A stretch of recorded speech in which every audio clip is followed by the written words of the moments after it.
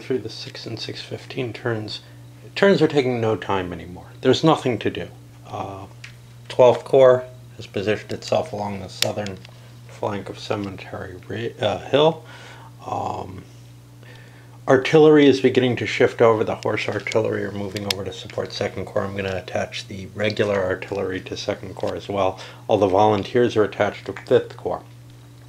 Basically, I'm seeing these plains here as the best place where artillery is going to have the most effect. Even if this is a more important place, 6th Corps has a decent amount of artillery. It's a very powerful unit. I'm planning on hitting last with it. I'm really looking at, I've got to start the attacks, so I'm going to start assigning orders. The regular didn't get their orders this time, I don't think. Yeah, they did. I'm going to start assigning orders to the attack because I do not see why the Confederates are going to attack. Anyway, until that attack takes place, pretty much all the effort has already been done. At this point, it's up to the Union to start moving because the Confederates are holding the position that they need to be in to force the Union to abandon this area. What would that mean? Well, the Confederates took enough losses here. Their army in, say, terms of the old victory game Civil War, is definitely demoralized and is unlikely to be able to do anything significant. Is the Union Army that bloodied? That's hard to tell. I think they've taken less losses overall, but I think they're at that demoralized state too. Essentially, this is the problem with Gettysburg. Any reasonable result from a Gettysburg battle is going to result in the Confederate attack being stopped and attritional losses being taken such that you could pretty much say, well, it doesn't make much difference. The only, I guess, other factor to apply to Gettysburg is that historically it was seen, eventually at least, within a couple of days, as a victory by the Union. Both sides saw it that way. And it's hard to really call it all that great a victory, but it certainly, stopped the Confederate advance. That's sufficient, right? That's all that really needed to be done. But in terms of, any real effect on the war, the casualties were close enough to each other that it just feels kind of like almost a draw to me. Yes, the Confederates failed in their attacks to take the terrain, but what would it have mattered had they taken it? Their army was so battered, by day 3 with Pickett going in, or even day 2, if they had taken it in day 2 with all the casualties they took then, they would be in no position to really press that attack forward, I think. So the net effect of Gettysburg, you could conceivably have this overwhelming victory by one side or the other, but that didn't tend to happen in American Civil War battles for a number of reasons. And without that, I don't see the results being terribly different, except perhaps on the morale effect on the two sides. Lee's army was definitely somewhat dispirited after Gettysburg, and they would have had a higher morale had they taken the hills, for example, had they proven themselves successful. And the Union, maybe not so much in the Army's case, although the Army certainly did look with pride on the success at Gettysburg, but the nation as a whole took it as kind of a rallying point, and that's why the Gettysburg Address and such not. It was an important victory in that sense. But in terms of the effect on the material aspects of the war, it's so inconsequential. The grand movements in the war were not going to be decided terribly much by these battlefield conditions. Here we are in the 7 a.m. turn. Nothing's really changed on the board. Some artillery shifted around. But for the most part, all I've been doing is rolling orders. Meade constantly trying to get some kind of chances. Right now, he's got orders out to all of his artillery. He's sending one of his the volunteer artillery over to the 1st Corps, because I'm going to start the attack there, and this terrain looks pretty good to have some artillery up here on the ridge down here, Warfield Ridge. If I end up taking that, I'm not going to need it before that when I, with all those woods. But I've got so much artillery in the center committed to the 2nd and 5th Corps, then that I didn't see any point to adding more, and I don't see anywhere else to send it. I could send it over to 3rd Corps, but it looks to me like 1st is going to be in a slightly better position to use it, and they're going to hopefully start things. I may actually try to enforce an echelon on the attack by giving orders to 1st Corps and orders to 3rd Corps that are contingent on seeing 1st Corps moving, and orders on 2nd Corps contingent on seeing 3rd Corps moving, etc. Alternatively, if I look at the leaders, I may say, well, I'd rather have a ragged attack start. 3rd Corps is a little better. I'd rather have a ragged attack start, because if I send orders to 1st Corps first, 3rd Corps may get it a turn early, it may take a turn less to get there, so they may get them about the same time, which is more or less appealing.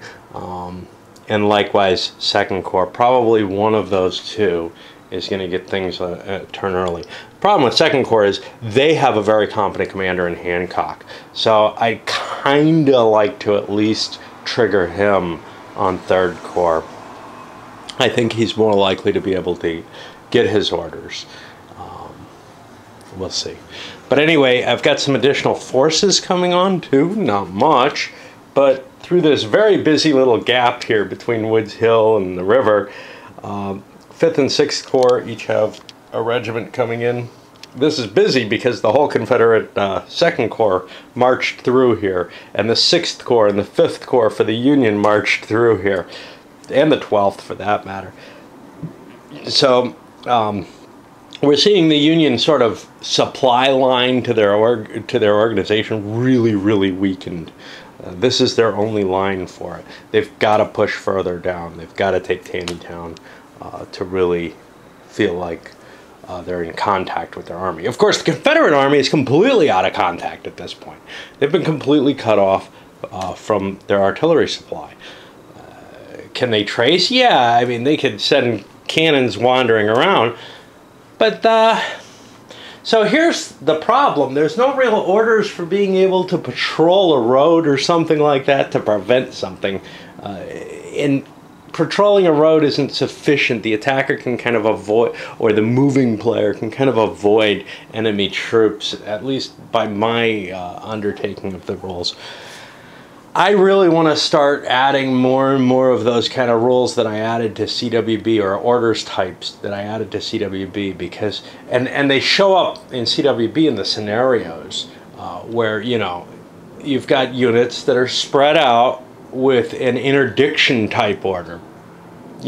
Patrol this road, prevent anyone from crossing or using it, right? That gives you a lot of power to interdict what essentially is a supply line situation. I don't think the Confederates should be able to get their wagons around this shit. There's Union forces over there, not very deep. Not very deep. I guess you could, put your line up to the map edge. I guess that's the one way you could do it. But man, there just aren't enough troops, and there's a lot of field here to cover. Okay, we've made it to 8:30 in the morning. My prison bars are showing.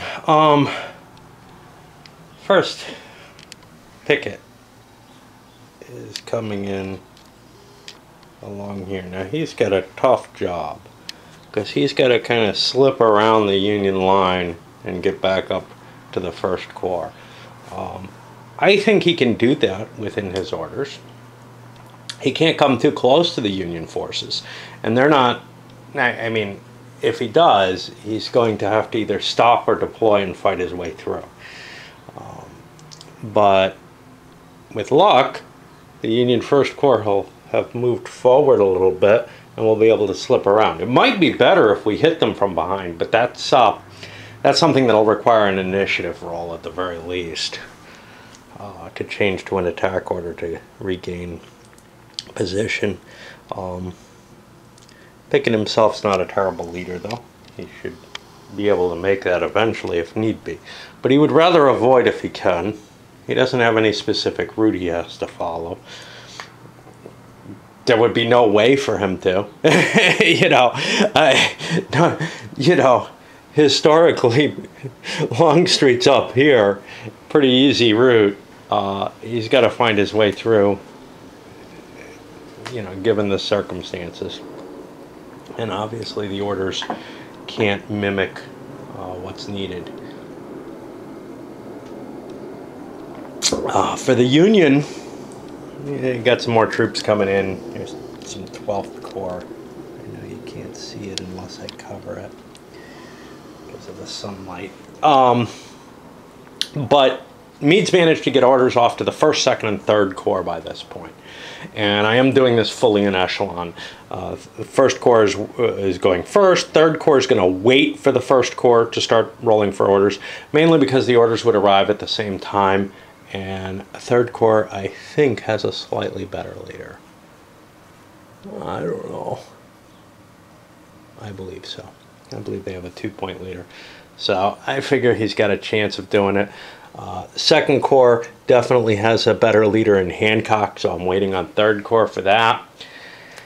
And, well, we'll just continue down the line. 5th Corps is next, and 6th Corps is going to be the final, sort of the coup de grace in a way.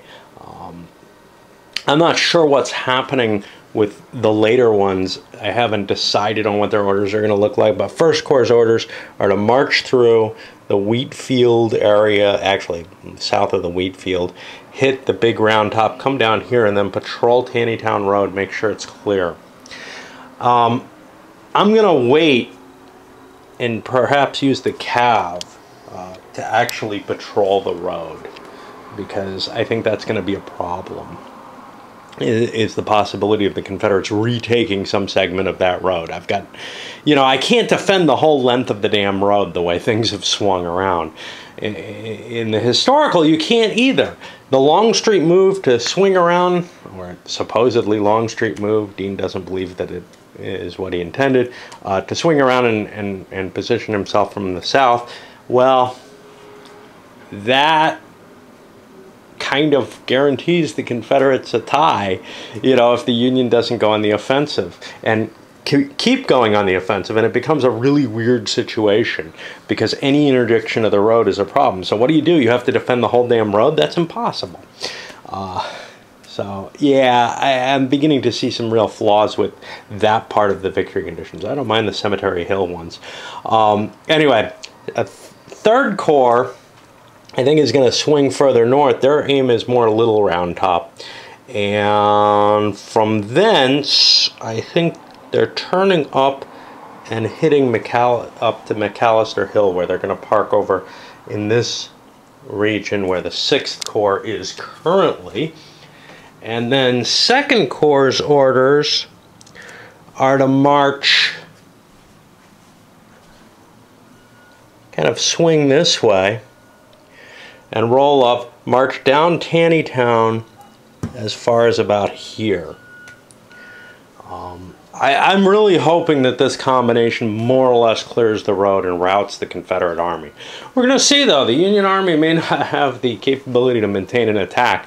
2nd Corps, for example, was badly used. 1st and 3rd had a bit of rest. They didn't fight much on the 2nd day, if I recall correctly. 3rd did, didn't it? Yeah, 3rd pushed pretty hard through here. But 2nd was very badly abused. 5th Corps took a decent amount of damage too, but kind of late. I don't know what their orders are going to be yet. I've got to kind of try to picture all the units. It's very hard without, plotting it out on a map, what you intend to have happen. Trying to visualize it without the map is tricky for me. But I am eventually picturing 6th Corps swinging this way. So we're going to have kind of a collision of Union forces, but that's okay. I don't mind that at all. All right. Time for a break for a bit. It breaks. Just can't quite pull away. It's very easy for me to make breaks when the battle is, you know, really underway and turns take an hour or 40 minutes or half hour even, or half turns, because you know, I'm fatigued by the time I get done with moving and dealing with a whole line's worth of combat. But then comes a stage, you know, like say late in the evening on the second day, where I'm playing a turn and it's just, I walk it, I roll a few dice, I move a few pieces, and I say, ah, that's it. And now I'm at the stage where I'm excited about the game, and even though nothing's happening, I'm seeing it beginning to develop. And I want to stay, you know, I want to keep playing. So it's kind of hard for me to take the breaks again. Early in the game, maybe it was that way too. But I get in this kind of almost, I don't know what term to use. I want to use pathological. I use that too much. Status from after having played long turns to where I come in, I play a short turn, and I'm like, okay, I did my turn. It's time for me to go off and spam or something. And I've only been in here for, you know, 10 minutes. But right now I'm playing out like I would, you know, not the really long turns, but where there are decent sized turns and, you know, 20, 30 minutes at the table. And then I want to get away, but I kind of, it's very easy to play each turn, so I kind of want to stick around. I like these big, broad movements with, or turns without doing much. You know, there's sort of the excitement because I'm picturing what's going to happen. And then when it actually gets down to the nitty-gritty, playing out something of this scale and size, man, like I've said before in this video, this is probably pretty close to my limit. You know, I see those guys with the big case blue and Guderian's Blitzkrieg 2 and whatever set up. Maybe it's fine for a group effort, but this is pushing my limits solo at least. Okay, as we hit the 9 a.m. turn, Pickett's force. And see, trying to slip its way. It's going to cross this covered bridge and head down here and try to cross these fords or something, or maybe further south. That's my plan because they have no orders to engage. Might want to have given them some, but I just don't feel like their way is blocked sufficiently to require them to deploy, given that they didn't have any particular orders over route. For the Union, I've turned a couple of guns to face them. They can't quite see the woods here, the hill here, but just in case there was some kind of order. I did make some initiative rolls to try to deploy either part of the 3rd Corps or part of the 1st Corps as a screen. Nobody got them, so they're just kind of blithely letting the Confederates pass by there. I don't think they could deploy to such an extent that they'd be engaging them. We'd have to see, but I feel like the distance there is great enough that neither side has the orders to really make an engagement. And there is really nothing I can see in the initiative rolls. I almost feel like they should be tweakable a little bit so that you could engage in this sort of fashion. But you know what? It would be impossible to write those rules, I think. You know, that would capture the limitation that overall the designer wants here, along with the freedom that every now and then would be necessary. This is a circumstance where I feel like a Union picket might well cause an overall engagement in this side. You know, the initiative rules in CWB certainly allow it. The initiative rules in LOB don't in the least. And which one, you know, The initiative rules in CWB were, I feel, heavily abused to some extent. But the existence of a loose cannon made them kind of interesting, because whenever you roll for initiative, something weird might happen. The loose cannon was never quite enough of a disincentive.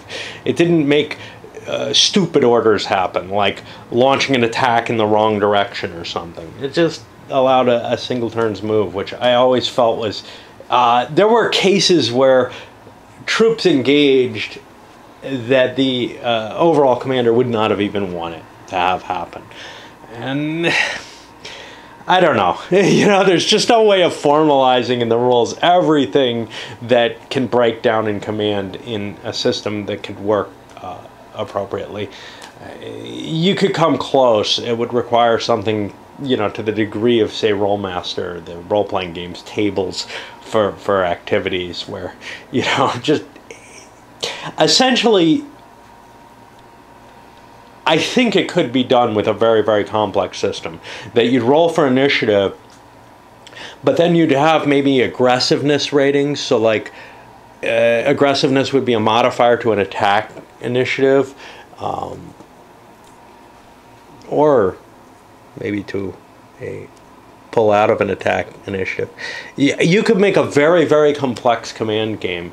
And part of me says, oh, that would be great. But you know what? This gets close enough, and CWB gets close enough, that trying to put too much onto the system, trying to hang more little ornaments on the tree, is just going to make the cat knock them over. I'm not sure what that analogy comes down to. Anyway, here we are at 9 a.m.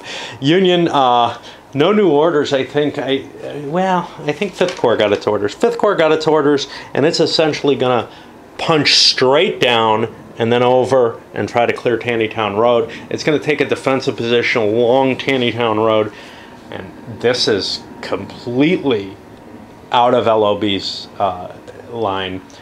And then position itself facing the majority of the Confederate forces, nearby Confederate forces. Whatever the hell that's supposed to mean. But you know what?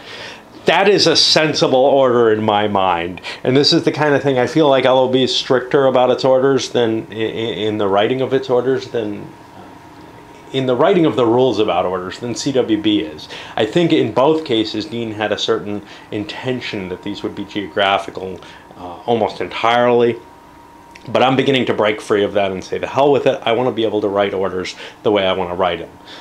I'm still a little cranky about I can't, you know, write orders saying, at noon commence an attack, you know.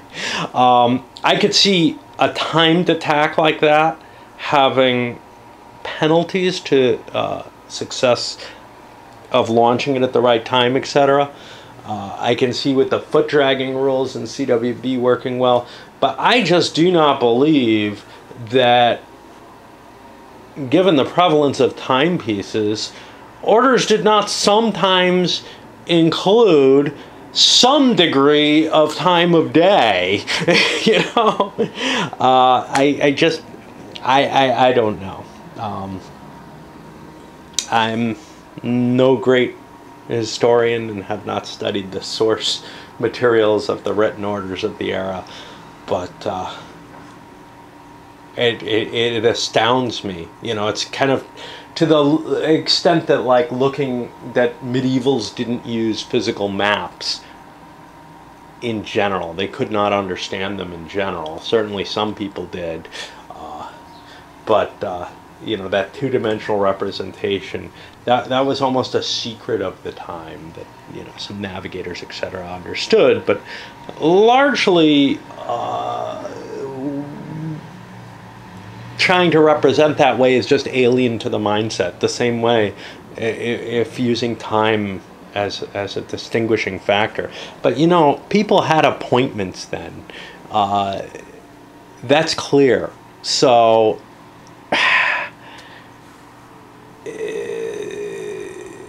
to not represent things by things are done at a certain time, ever, to make that a completely forbidden action, that really bothers me. Anyway, Lots of babbling, not a lot of movement on the board. And on the 9 o'clock turn, things are starting. The Union First Corps got its orders, and Meredith, leading the 1st Division, accepted his sub-orders. He's marching along Millerstown Road to hit here. 2nd Division's going to hit more in the center there, and 3rd over here. That's pretty much how I divide things up, just by indicating where the flanks are initially going to hit, and to try to keep them in alignment with the flanks. I don't feel any desire to write out some kind of detailed orders for each step of the advance, which I think the game requires, but that's too much for me. You know, I'm just unwilling to write the level of rules that I think the game orders that I think the game actually desires. This is a problem. 1st Division has 1 unit that I can put in reserve. It's like the only good unit left in the damn thing. Probably something that just was the reserve before. But you want to have a reserve there so that the attack doesn't completely falter.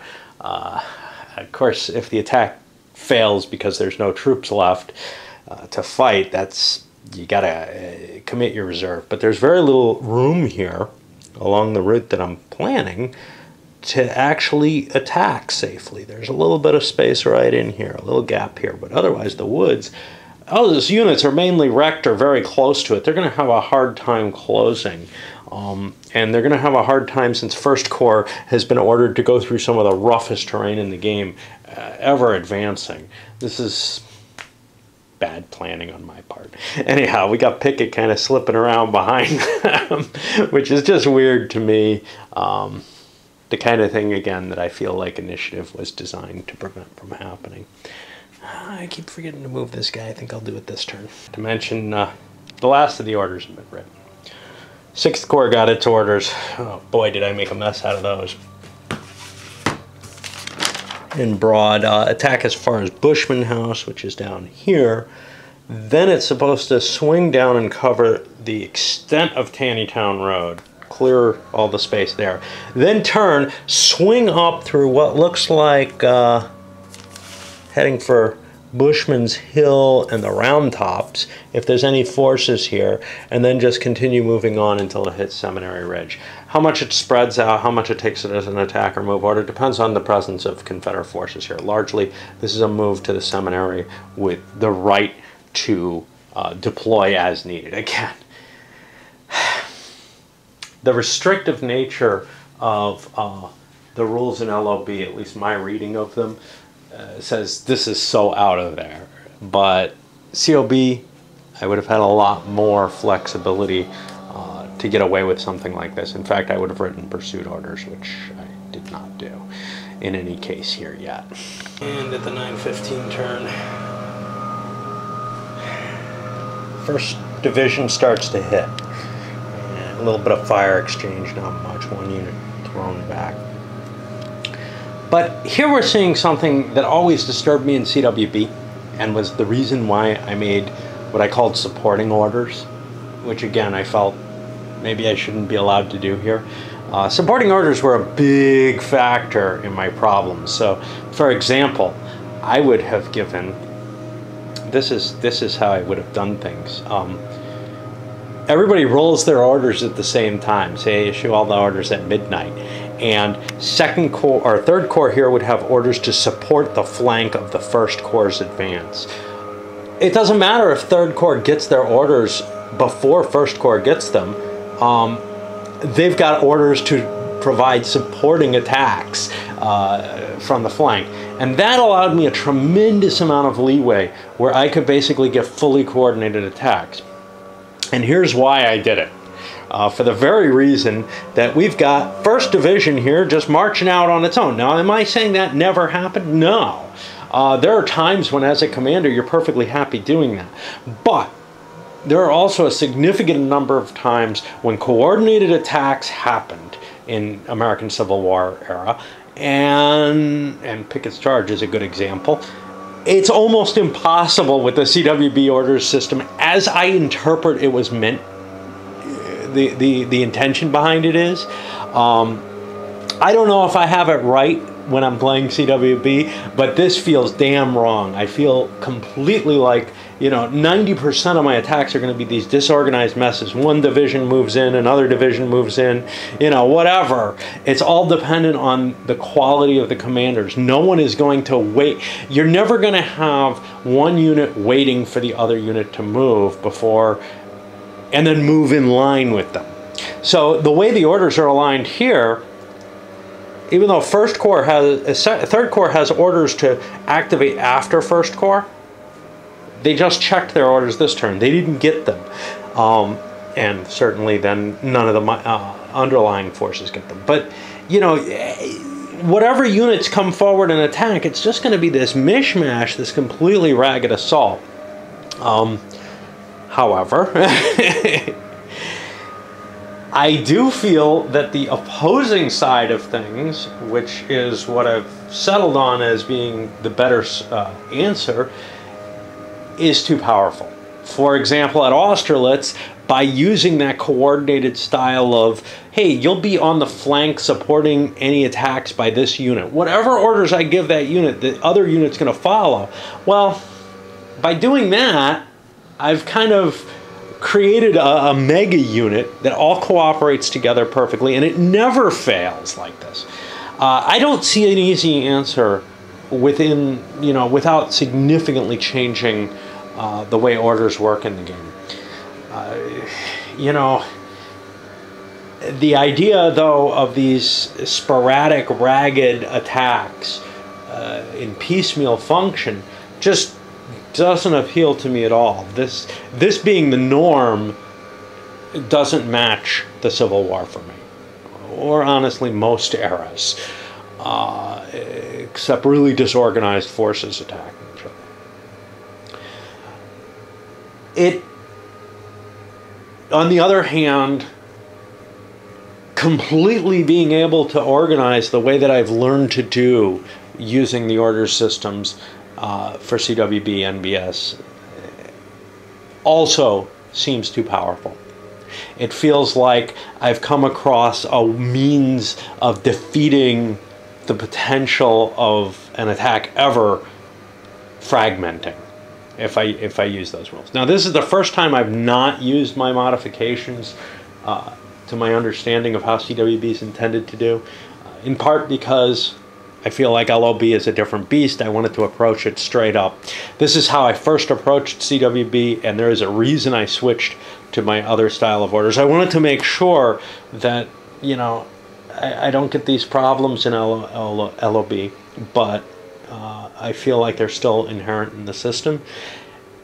And I don't see a solution. You know, if you can coordinate the way I did with the kind of orders that I wrote, and there seems to be less tolerance for flexible orders, at least in my impressions of LOB, then you can really arrange for all your forces to attack at once. If it's not there, you can almost never arrange for that. And that's too big a dichotomy. I can't cross the breach. I can't find a central ground. You know, maybe there should be a requirement of an additional roll for that kind of order. And if you fail that roll, you end up in the base situation. That would probably be a good solution to it. But there are a lot of little tweaks to the order system. You know, whether or not you can write pursuit, when you can maybe extend initiative beyond what LOB allows. These were all a gray area in CWB, and they feel more nailed down here and more restrictive, and it's just even harder to justify the validity of the order system because of this, to me. Of course, I can always fall back to orders the way I used to write them, but and that probably would work better. I don't know. The Confederate position along this ridge here has not been as good as I initially thought. Didn't put much thought into it, actually. First of all, there was this, which I don't like, and that hasn't been a defect that's been shown yet, but there's an extra unit basically out there, and I should really swap Pender. In fact, I'm going to do this. do it with one hand. Pender's going to swap with these skirmishers so that they are just out in front firing, because out here I'm going to get hit with flank attacks when this comes striking it. But the bigger issue was Hill is right here, and I had Davis. Didn't succeed in rolling an initiative check, but then I thought about it and said, well, what was he doing back here if not to provide that kind of flexible response? I did succeed in making an initiative check with Pettigrew, who was in a similar position and has kind of taken a place up here, and Archer has pushed his way as his Brock up on the line. Some of them were already there. Anyway, Heath had actually succeeded in an initiative check earlier to defend this, so I don't feel too bad about moving Davis into place. Or Pettigrew, for that matter. But yeah, that's one problem is I've got these guns facing this way now, but barely visible. There is a little differentiation in color here. This is a higher hill, therefore I can't see over it with those guns, so I'm not going to be able to do the kind of long-range fire that I like to do on someone approaching. There's a ridge in my way. The guns should have been positioned on the ridge, a number of other things. We were set up for this east-west defensive line instead of any kind of concern about this, even after the Union deployed its forces there. This is going to be a serious problem. It weakens my defenses significantly. However, in the long run, we're expecting to get hit from this direction as well. So anyway, I got to clean up these pieces, and I got an interview to get on the phone on very shortly. Net effect of the command roles is the Union First Corps is coming in kind of in its own little echelon. Honestly, I mean, this is almost, you know, textbook echelon formation here, although 3rd Division's not moving, so who knows when they'll come in. But I've always had trouble discerning any kind of advantage to an echelon. Hitting with a frontal line, yes, it gives you some positional advantage. You can see, hey, did I make some break here? Okay, I can shift my force a little bit as it's hitting to take advantage of the deformations in the enemy's line that I'm creating. But, you know, bringing everything to bear at once is just so appealing to me in general. It's why line rather than, you know, piecemeal is the favored formation. So I have trouble finding a real value to an echelon. We're also seeing the artillery moving up here. That in the back there. Remember I talked about the ridge over here? Well, that ridge ends in this hex. Little did I couldn't understand that. I couldn't see it because there were counters there. Now I see that this is empty, but there's a little woods line here which has the same effect. Teeny bit of wood, so let's see if we can, I'm not sure if I showed it to you. Teeny bit of woods along that line that prevents visibility. So luckily we didn't just gain a line of sight where we didn't have one before because we couldn't see it because there were counters on top of the terrain. But, you know, like I said, this map is, this is a clear example of why this map is non-functional for line of sight purposes. I think Kev Sharp suggested some sort of overlay. I can't see it. I tried to imagine it actually before he talked about it. I was thinking about that kind of idea. You would essentially have to have some sort of colored lines between every 2 hexes possible to sight along. And that possible sighting would have to be quite great. And then some sort of glasses to bring that into focus. I mean, there's just no way. Could you do it electronically? Yeah, you could have an electronic overlay of some sort that, you know, you could type in the hex numbers. Of course, hex numbers are hard to see here, and it could trace and find you that line of sight that way. But honestly, I see no way of dealing with this physical map to determine all the line of sights easily in any sort of manner. It's just, you know, the kind of situation that, say, maybe works in TCS, which I think is where he was looking at. Doesn't work here because there's just too many counters. They cover up. You need the bold colors and the full hexes and stuff that CWB provides for this kind of being able to see the sighting lines in an American Civil War battle of this size. Even there, I run into problems, but you know, obviously TSS is a little easier with its very simplified terrain levels. But yeah, this is a beautiful map, but it's not meant for being played on physically as far as I can see. Only an electronic version of this game would really give you good line of sight setups. Alright, well, it's time for me to push another Confederate unit up into that hole that I revealed and see, hey, maybe I had a line of sight there all along now. At the end of the Confederate turn, they've got a solid line again, regardless of these routed units, and they've pretty much broken 1st Division. It's not going to be able to continue an attack. There are better Union units out there. The rest of the 1st Corps is better.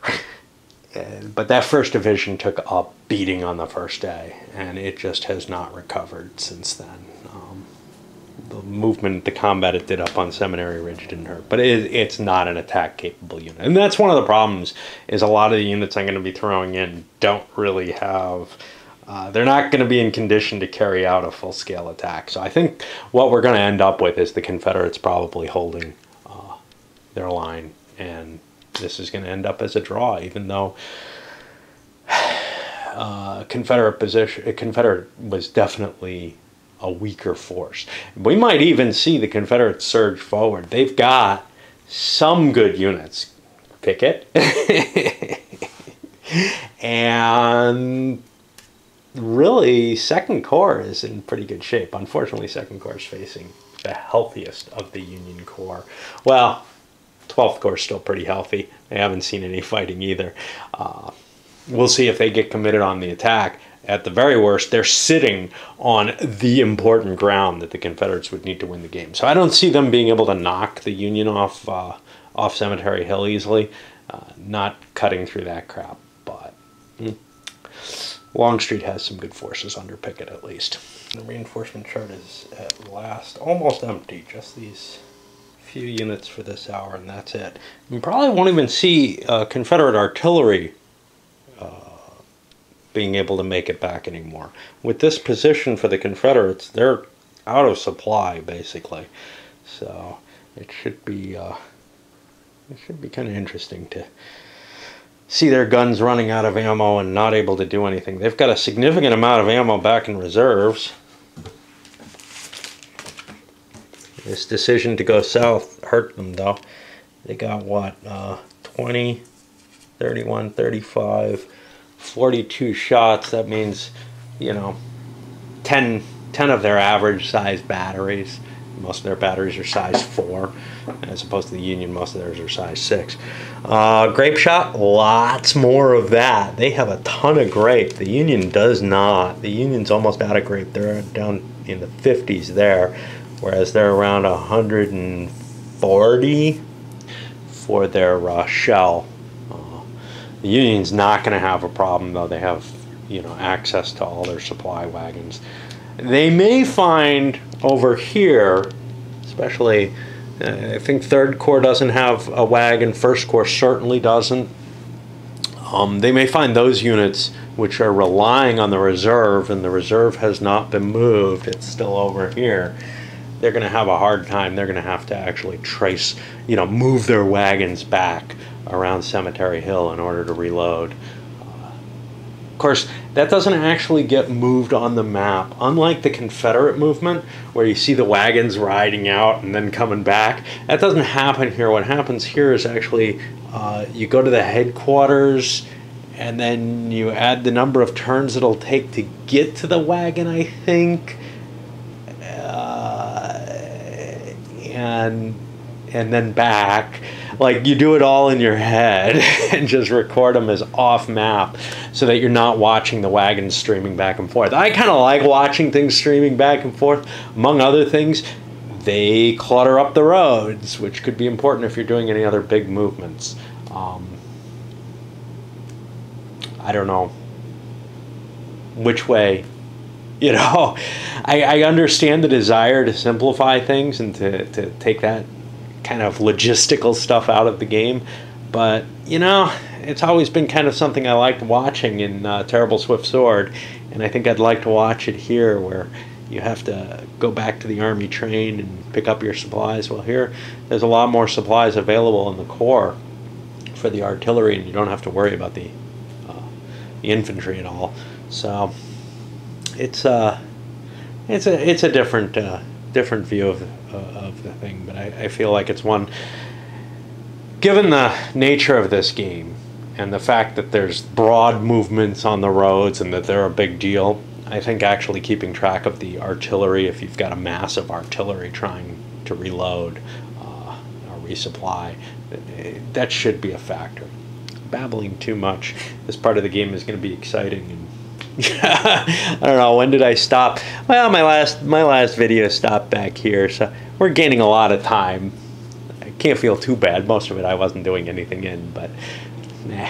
I recorded that last segment forgetting the Union got a turn too, so those forces were not in play or not placed yet. We weren't at the 10 o'clock turn, but we are now. The Union moved forward. 3rd Division of the 1st Corps still out, but you can see the 3rd Corps is moving forward. We'll see if they have a little bit more oomph to them than the 1st Division of the 1st Corps has. 2nd Division, they took some fighting early on too. You know, honestly, these are all worn out units trying to bash their way through, and it's hard to attack when you're worn out. So the Confederates, by placing themselves here, probably got themselves a draw, rather than you know, going for the victory, going for the gold, whatever. It may be too easy for the Confederates if that's the case. We'll see how this Union attack works out, because my feeling is the Union were doing quite well. The only problem is that they positioned themselves in this stupid formation where they're not going to be able, if they're not able to clear the road, you know, their supply traces off to this side may be secure, but that's not enough.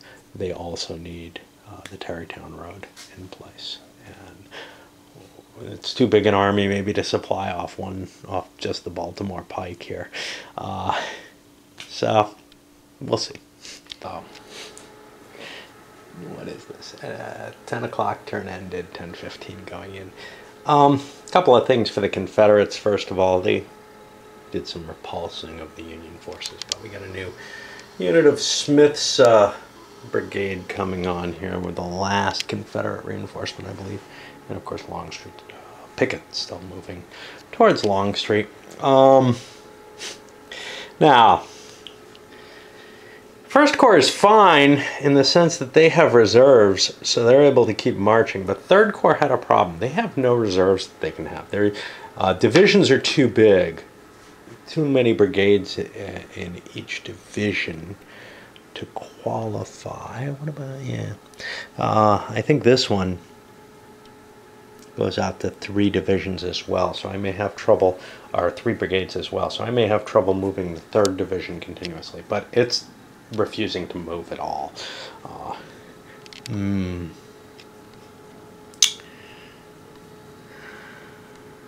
don't know why Rowley's on the board. I think Doubleday's the commander of it, and I've been rolling against Rowley's big 0 there.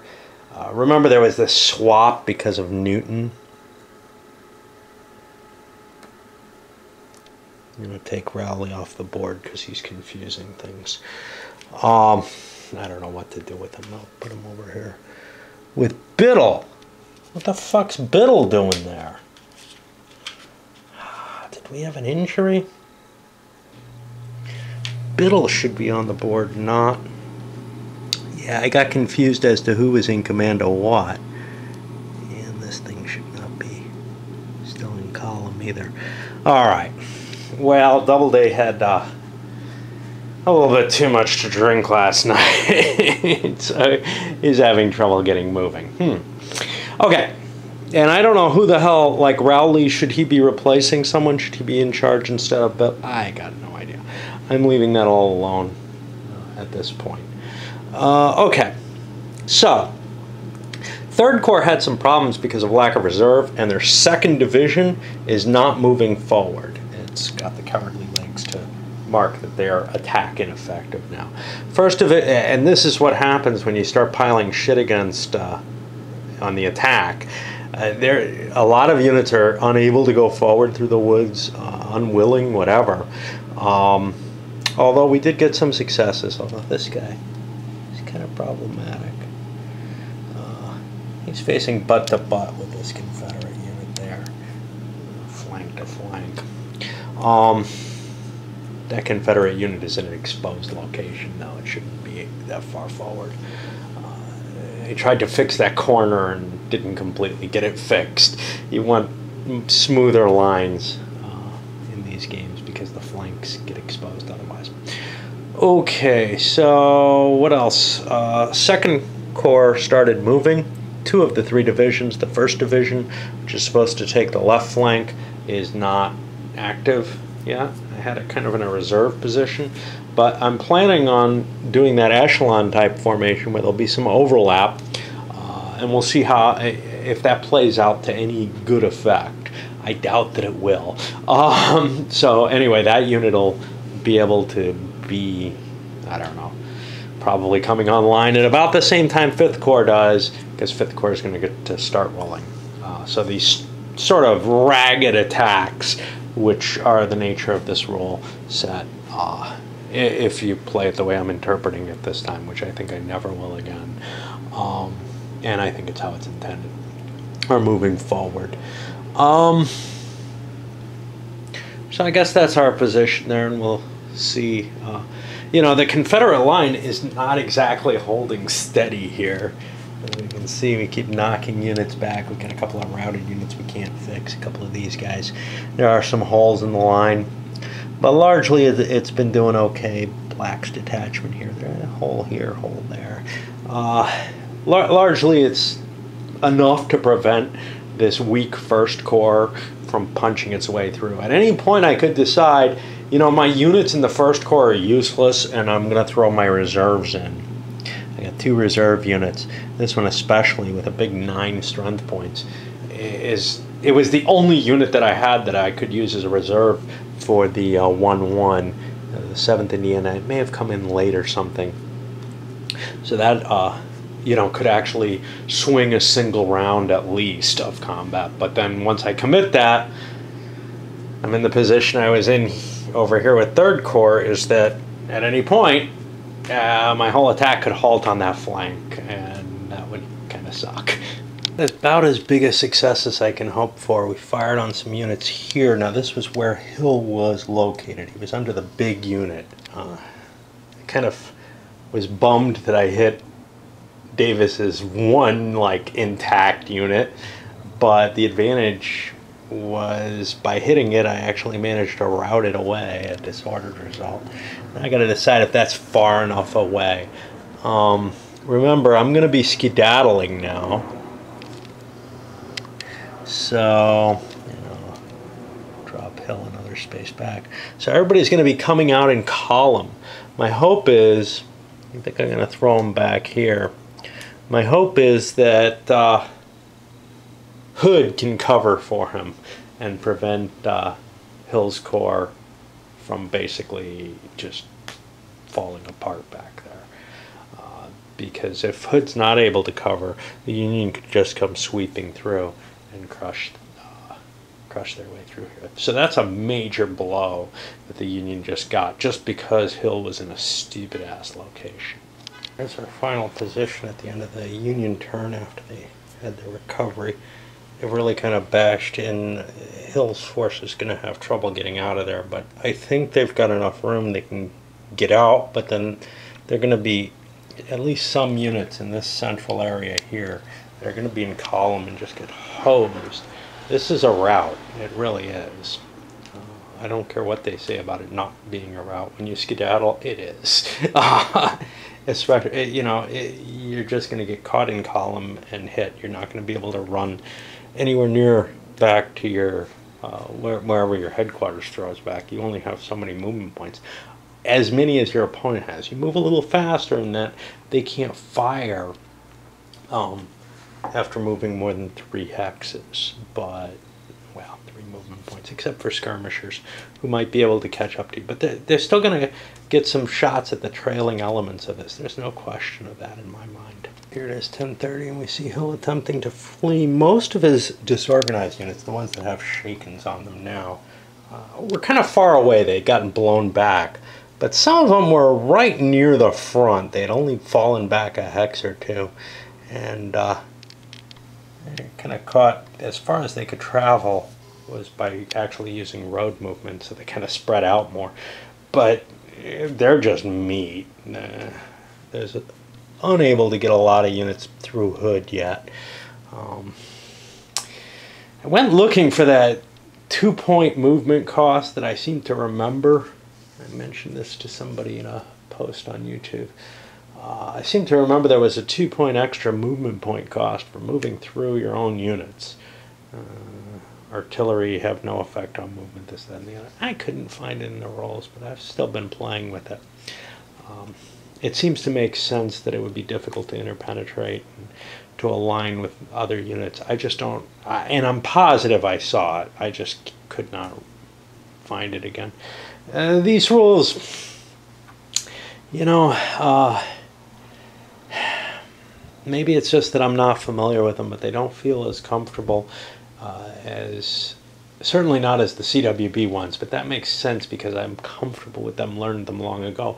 But OCS I picked up pretty quickly from the rolls, I think. I don't know, some people said I was complaining about the game in some way. I don't remember how, when I played my Burma, that I wasn't completely won over to it initially until I got kind of into the pace of it. But when I'm pretty certain of a roll, I just keep going with it rather than try to hunt it down too hard.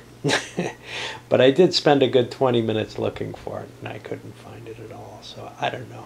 As we push into 10:45, painful day for me. I went shopping, and it was actually a close distance shopping this time. 45-minute walk each way in 100-degree weather, but I don't know, it wiped me out. I fell asleep and missed the whole day, basically, after I got back. Anyway, what do we have here? So, the Union's putting pressure on Hill's route, and they disintegrated the forces here for the most part. I think everything's gone. I'm always clumsy when I first wake up from a nap. It's been a while, but anyway, they pretty much just slammed in, and because Hood and Longstreet's forces can't protect, they couldn't, largely be in front. Here, Bennings ended up taking a little bit of fire and pressure off of Hill's forces. Next turn, I should be mainly through Longstreet's lines, in which case, the 1st, 2nd, and 3rd Corps are just going to be hitting that. Ah, shit. I'm wondering if I forgot to move 3rd Corps. It looks like the 2nd Division of 3rd Corps. They woke up this turn, which is pretty amazing. They needed 2 rolls of 10 or better in a row. They're going to push forward a little further. Then we got something very interesting here, which is Kilpatrick's Cav. This might be a recreation of Farnsworth's charge. Let's take a look at the orders that this sucker has. Supposedly he's got orders 20. This is for Farnsworth only. Move to S5525. That's here. They came in over on H. Deploy on line facing north. Attack north along Ridge Road. This trail here.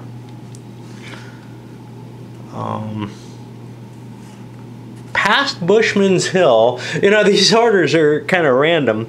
West side to the Slider Farm. I think this will be the Slider Farm. So we'll be going west. That's this side to there. And that's it.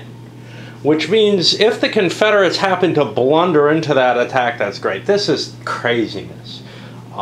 You should be allowed to write your own orders for these suckers. I think what they're trying to do is maybe recreate Farnsworth's charge, but it doesn't require that you stay mounted and make an attack that way. It might work out great for me just because there is fighting happening down near, you know, the round tops and everything at this point. But it's crazy to write orders 3 days into the game that involve an attack. I didn't think that would be possible. I think the more appropriate thing would be to allow the Union player to write orders for that unit as it enters. Anyway. And then the next one's going to be deploy north attack along Emmitsburg Road. Where's Emmitsburg? God damn it, that's this one. To capture the southern end of Warfield Ridge, which is totally in Union line, but I may end up hitting Pickett.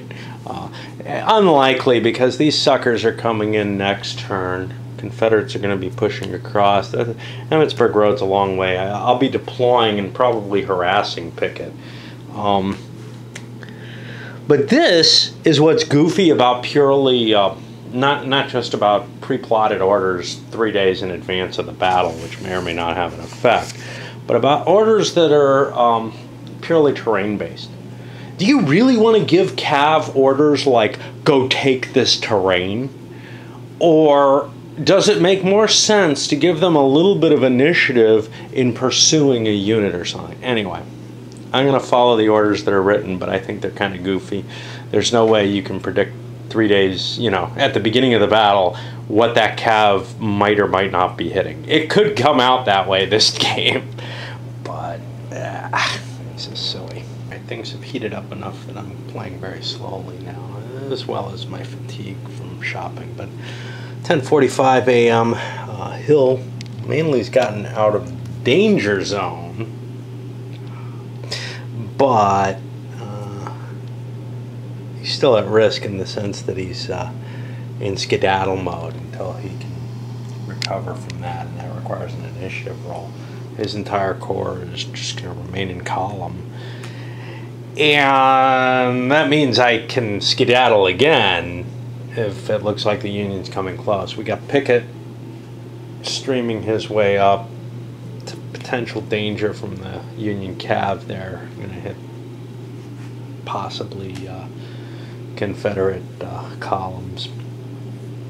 Otherwise, well, now it's up to Longstreet to try to hold things. And you can see things are a little weak around here. That 3rd Division is going to start hitting Hill if I'm not careful, for example. So far, what we've seen, now Hill was the weakest of the corps. There's no question of that. But so far what we've seen is that the Union attack looks like it's likely to succeed. You know, once we've turned this flank, it just keeps getting shorter and shorter what that flank is. Some really ugly stuff could start up as this echelon continues to head. Alright, 11 a.m. here. Let's get some shadow in the board so you can see where the main fighting's going. Those 3 corps of the Union hitting Longstreet, actually really hitting just mainly Hood's division. Hood's division is almost entirely fine, and it's really able to deal them some hurt without taking much on its own, because basically they're immune to morale checks. I actually tried a charge over here, but I was smaller than the stack that I hit, which is bad. I have a really hard time stacking more units in a hex than can fire out of it. That's always one problem with for the close combat. You want a lot of units in the hex, and you're allowed to have, I think, 16 in a hex. Maybe it's 12, I don't remember. But I find myself having a great deal of difficulty putting more than can fire out of the hex, which is really 8. Anything more than that is just excess. It counts for the melee, but it's really, really tough for me to put them in. And, you know, if you're dealing with something like these damaged corps of the Union, they don't have a lot of pieces that can actually close. Most of them are wrecked or kind of iffy morale. Meanwhile, back here we got Kilpatrick, Farnsworth moved a little closer. We got Merritt over here. Really putting kind of a threat. We'll see if they can catch Longstreet. If he's just going to march by in column, they're staying mounted because their advantages, mounted units, are not bad against column. If Longstreet somehow deploys, then we're going to have to deploy the cav, I think, because charging infantry is not good. Unfortunately today, I'm really dripping. It's not terribly hot, but we got around 40% humidity. And, you know, mid-90s with that does not feel good. Normally, mid-90s feels nice and cool. There's a breeze and such. Not much here now.